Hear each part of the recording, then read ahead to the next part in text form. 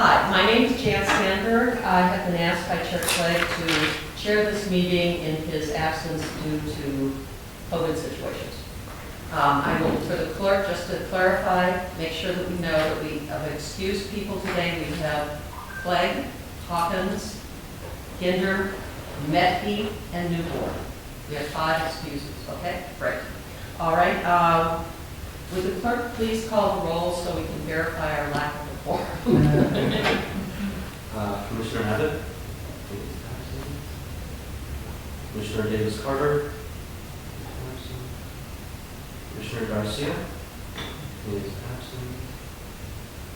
Commissioner Kozak? Here. Commissioner Perry? Here. Commissioner Rubenstein? Present.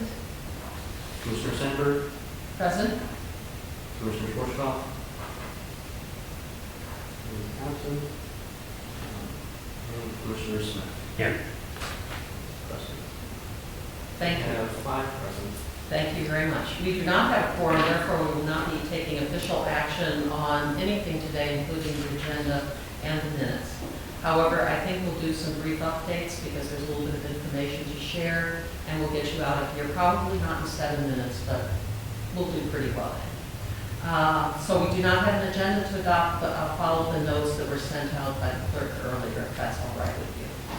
I do not have anything as a chair's report. Commissioner Clegg did not send any information to me, but I would like to ask Clerk Carl, who I believe has a few issues that he would like to discuss with us. Thank you, Madam Chair. Really, the issue to share with the body is where we are in terms of the status of various appointments to this group. As you know, this year, 11 of the 15 seats are up for appointment or reappointment. Those were batched in a series of vacancy announcements and will be implemented in a series of staggered terms. So some seats have been assigned a 2-year initial term, some a 4-year, so that ultimately, as I've reported to this body previously, we can get back to having about half of the body up for consideration of appointment every 4 years, which is aligned with the state statute governing appointments to the Charter Commission.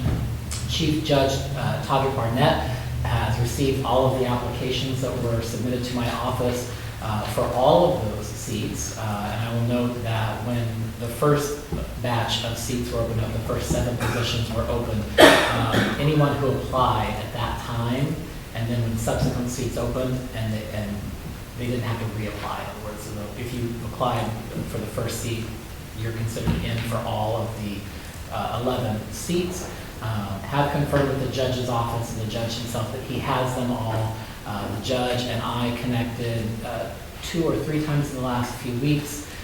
He has a very heavy caseload right now for his official duties as chief judge, and has had some personal family issues as well that have occupied his time. So he's not made any of those appointments at this time, but expects that he will have at least the first 7, or hopes to have at least the first 7 between now and the next regular meeting, which is July. And so we should start to see some of those appointments come out very soon. Don't think we'll have all 11 at the same time, but he's going to make those as quickly as he can.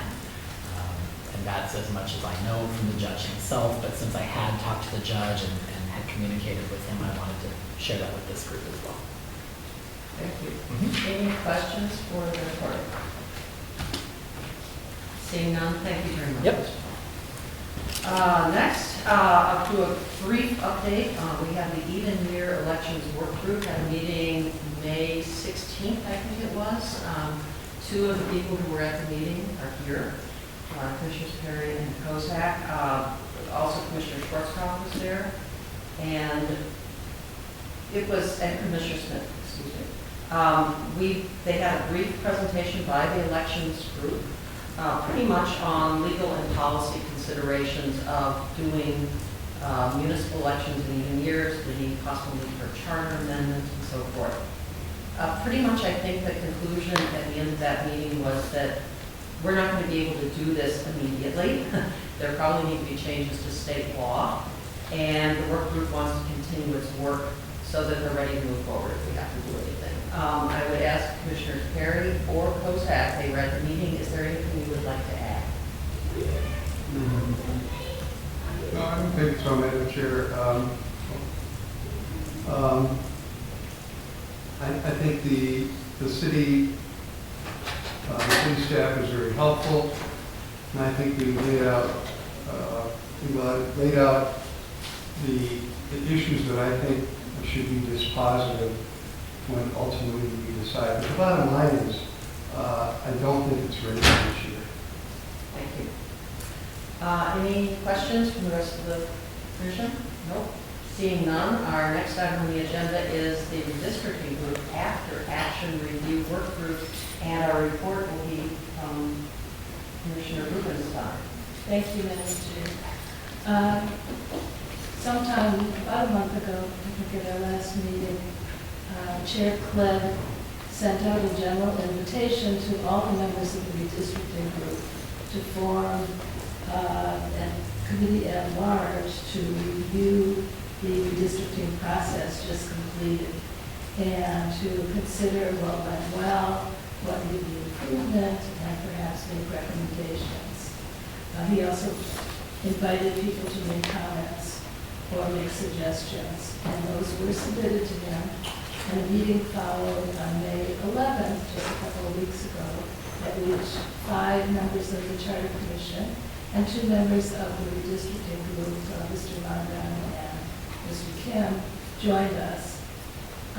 Before the meeting, Chair Click had prepared a summary of the comments and submissions he received, and so we used that summary as a working document to consider the suggestions and to make other suggestions.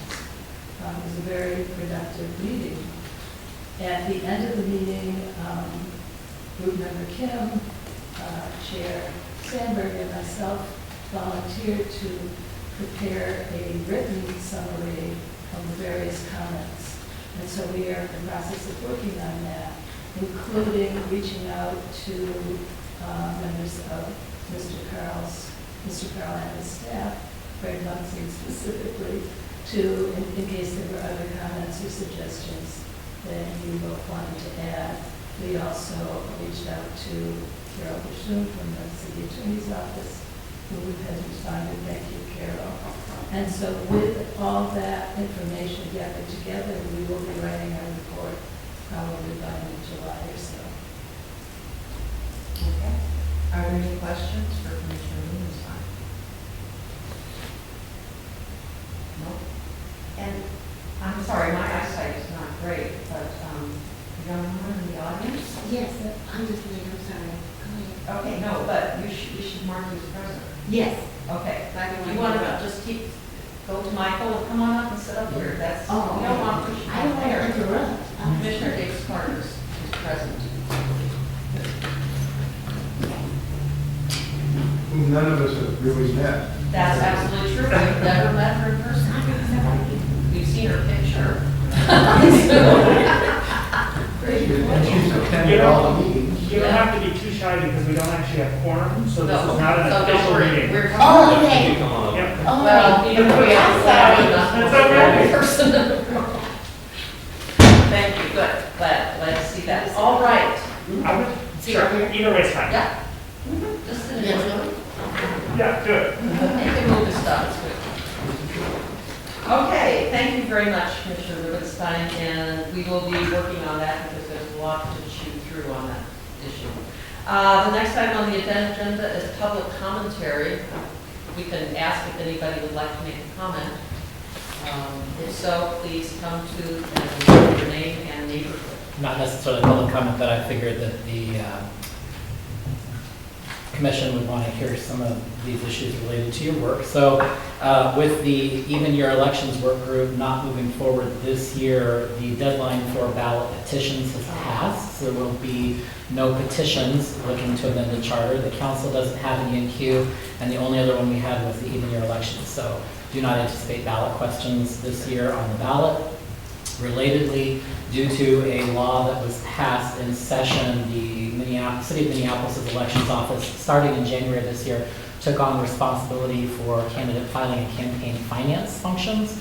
Under a special law passed a long time ago, 3 of the cities in Hennepin County did not perform campaign finance functions. Minneapolis was one of those. And so Hennepin County had always taken on campaign finance filings and report functions. We have now accepted that responsibility, or we're given that responsibility back by the legislature starting in January this year for local races. So that means mayor, council, park board, board of estimate, taxation, and school. So school board is up for elections this year, and we are accepting filings for that. The filing period closed yesterday. There is a 48-hour withdrawal period. So by the end of Friday, we will know how many candidates have filed. Officially, we received 13 filings for all of the seats that are up this year. It looks like we will have a primary for the at-large seats, where we have 6 candidates, and then possibly for District 5, which is currently the seat held by School Board Member Nelson Innes. And so it looks like we'll have a primary for the at-large, which makes sense, and then also possibly in District 5 on the school board in our August primary. Sharing some election updates with the group. So the financial functions, those will be held entirely within your office, not by the city auditor, but that's just your office. Right, so the clerks will handle the campaign filing and also the campaign financial functions. In the past, we've had the filing, but not the financing. That was given to Hennepin County. And so, starting in January this year, they've taken it from the county, given it back to the 3 cities. I believe it's us, Bloomington, and Minnetonka. And so those 3 cities, that function years ago was taken away from the city clerks and consolidated with the county, and now the county has said, you should be doing that. So they went to the state legislature, and it's come back to us as of January this year. Okay. More excited? You'll be hiring more staff? No, we didn't get more staff, we got just more duties. Oh, fine. Keep on trying. Is there anyone else? And seeing none, I think that we may adjourn this meeting. I get to